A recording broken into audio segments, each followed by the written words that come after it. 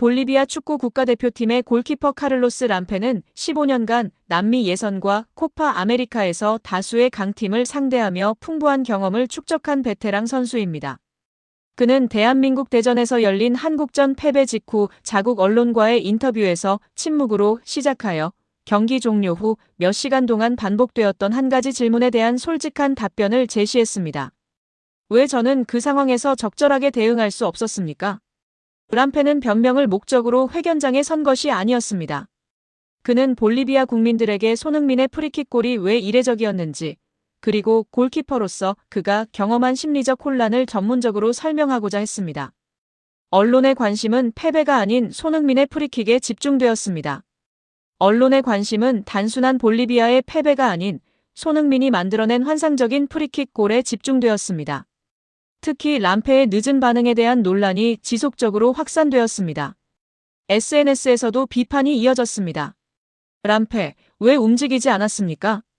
남미 베테랑 골키퍼가 프리킥 하나 막지 못한다고? 이에 한 기자가 직설적으로 질문했습니다. 람페 선수, 당신은 남미 예선에서 세계 최고의 슈터들을 상대해왔습니다. 그런데 왜 손흥민의 프리킥 앞에서 얼어붙은 것처럼 보였습니까?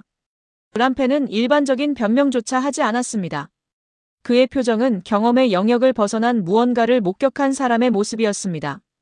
람페는 낮고 담담하게 입을 열었습니다. 경기 후 수십 번, 아니 수백 번 떠올린 질문입니다. 왜 그 프리킥 앞에서 저는 움직이지 못했습니까? 그는 프리킥 상황을 전문적으로 분석하기 시작했습니다. 먼저 그 프리킥은 단순한 킥이 아니었습니다. 기대 심리를 조종하는 장치였습니다. 람페는 프리킥이 주어진 순간을 다음과 같이 설명했습니다. 손흥민은 공 뒤에 서면서 몸의 각도, 골대 바라보는 시선, 러닝 템포까지 오른발 인스윙 가마차기를 강하게 암시하고 있었습니다. 그것은 우리가 수년간 데이터로 확인해온 손흥민의 기본 패턴이었습니다. 람페는 그 패턴을 막기 위해 골문 우측 방어를 우선시하는 자세로 준비하고 있었습니다. 그러나 그는 예측을 불허하는 퍼포먼스를 선보였습니다.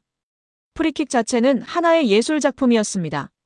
람페는 해당 장면을 다음과 같이 회상했습니다. 그의 시선은 명백히 우측을 향하고 있었고 러닝 또한 우측 발등차기 각도를 유지하고 있었습니다. 저는 15년간 다수의 특급 키커를 상대하며 이러한 상황은 수백 차례 경험했습니다. 그러나 손흥민의 동작은 단순한 패턴에 그치지 않았습니다.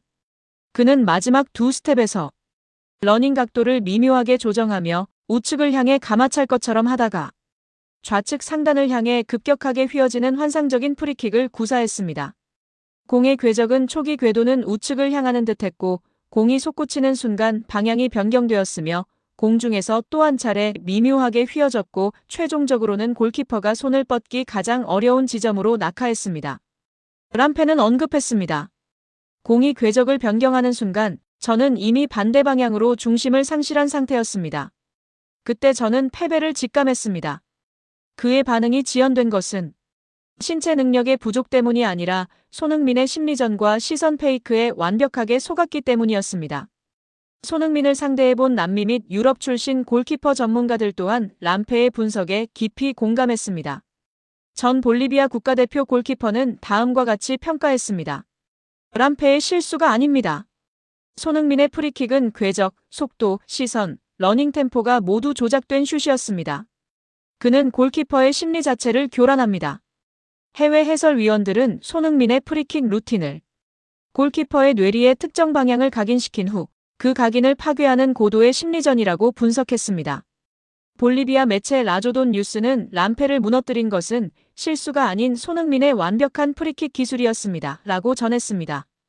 ESPN 남미판에서는 15년 베테랑의 고백 내 뇌가 속았다 손흥민의 프리킥 분석이라는 헤드라인으로 특집 기사를 보도했습니다. 디애슬레틱에서는 손흥민, 풀리지 않는 수수께끼, 대체 어느 누가 이 프리킥을 어떻게 막을 수 있단 말인가? 라는 제목으로 소식을 전했습니다. 람페는 인터뷰의 마지막을 다음과 같이 정리했습니다. 손흥민의 핵심 능력은 좌측 우측 발등차기가 아닌 골키퍼의 심리와 반사신경을 통제하는 능력입니다. 우리는 단순한 프리킥이 아닌 환상과 맞서 싸워야 했습니다. 볼리비아 최고 골키퍼의 이 발언은 전 세계 축구 팬들에게 손흥민의 본질을 다시 한번 환기시켰습니다. 그는 단순한 득점원이 아닌 예측을 파괴하고 논리를 초월하며 환상을 통해 골문을 창출하는 전략가이자 천재입니다. 한국 축구의 전설 박지성 선수가 홍명보 축구 국가대표팀 감독의 지난 브라질전 전술 및 선수 구성에 대한 의견을 제시했습니다. TVN 유튜브 채널에서 7일 공개된 역대급 게스트 박지성 등장. 박지성과 TVN 축구 중계진이 들려주는 친선 경기 프리뷰 영상에서 박지성 선수는 지난 10월 A매치 브라질전에 대한 솔직한 평가를 공유했습니다.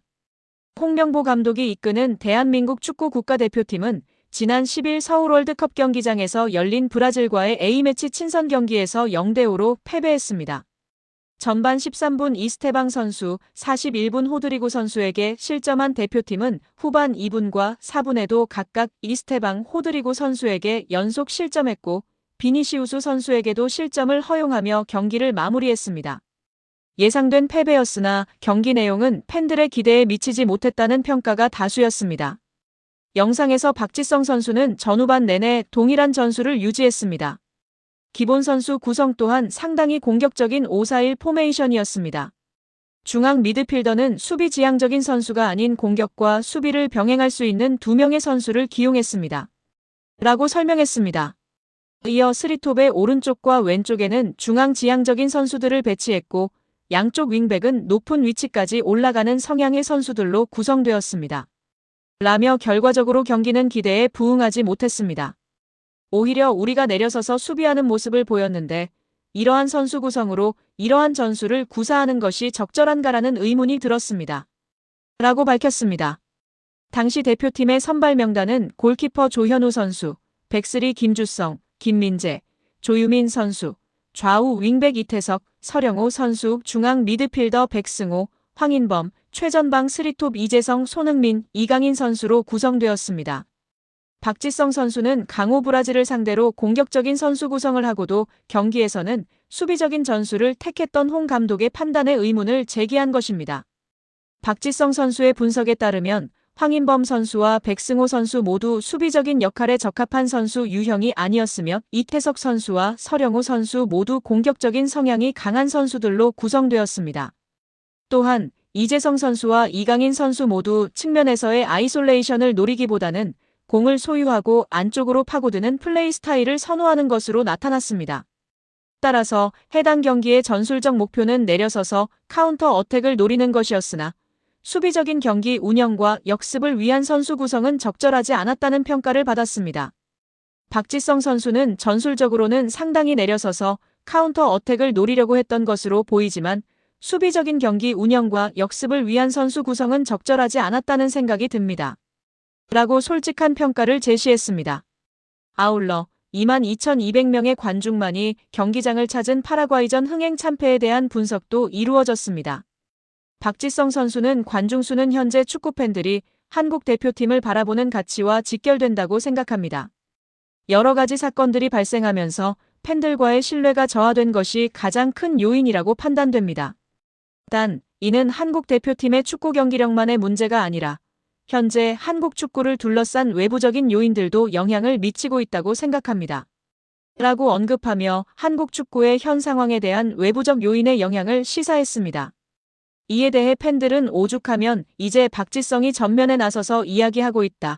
안정환, 설기현, 황선홍 등 2002년 멤버들은 뭐하냐, 이천수 말고 이야기하는 놈이 한 놈도 없다. 니들도 한패냐 등의 반응을 보이고 있습니다.